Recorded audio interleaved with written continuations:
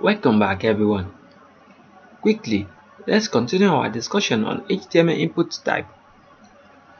And right now, we'll be discussing about HTML input type of color. The HTML input type of color is used for input fields that should contain a color. Depending on browser support, a color picker can show up in the input field. So I'm going to show you how this works quickly. Let's get back to our document. In our previous tutorial, we have opened this document right here. We have discussed about the text input, password input, submit input, reset input, radio, radio input, checkbox input, and button input. And everything you are seeing right here is working perfectly. So I'm going to show you how everything works now. Let's get back to our code. Right here, immediately after our button right here, let's create another input. And the input type we need today is input type of color.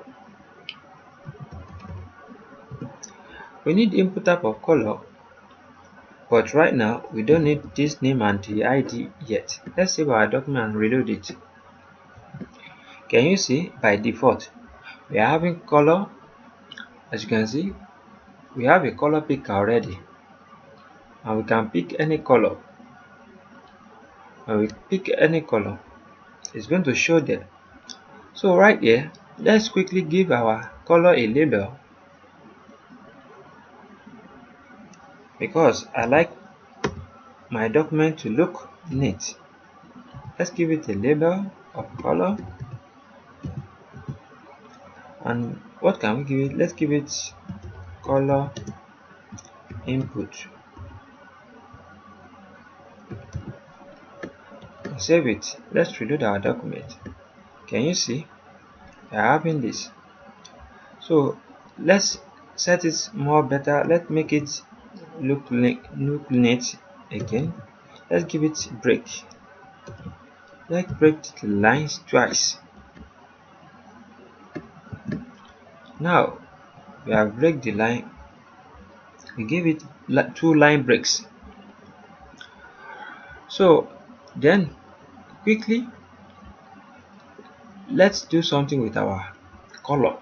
Let's say for instance we want to use this color, we want to send it, or we want to use it in another script file. How can we get the color code? When we click on this color input, you can see we can find the color code right here, and you can choose the color like this also, depend on how you want it. And to be honest, this color picker shows in different ways in different browsers. So but no matter what, you will be able to pick a color, and also no matter what, you will be able to see the color code. Let's say for instance we pick this color and press OK. After we press OK, let's say we want to send it to our server script. So let's press our submit button. Can you see it's not going to our index.php file yet? So let's get back. Definitely we need to specify a name. Let's specify a name. Inside here, firstly, let's save our name like this without giving it any value yet. Let's reload our document and resend our color. Can you see we don't have the color yet? Now let's give it a name. Let's give our name attribute anything. You can just give it CO, so that you can know that you can call it any name you want. So let's reload our document and submit it again. Can you see? Now we are having this kind of color code, and the color code is heading into our index.php file using this CO value that we specify inside our name attribute, and it's taking it to this place. So That's what I want to show you guys. You have to practice, because if you don't practice this, no one can show you this. Anwar Akorede Ayofe is my name. And before I go, I want to show you this again.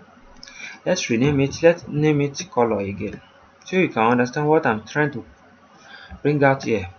Reload your document, pick another color. Let's pick this color and submit it. Can you see? We are having another color, which is FF0080, and it's heading to our file using this color value that we specify inside our name attribute. As you can see, the name attribute is taking it to our word, to our index file, and also other name attribute we specify inside another element is this, but this is the one we selected. That's why we are seeing its own value. So as you can see, we are able to send our color code to our script file. So in a future tutorial, we are going to use this very nicely. So I want you to stay put and keep focused and follow along. Anwar Akorede Ayofe is my name. I wish to see you guys next time. Have a great day. Thank you. Until the next. Bye.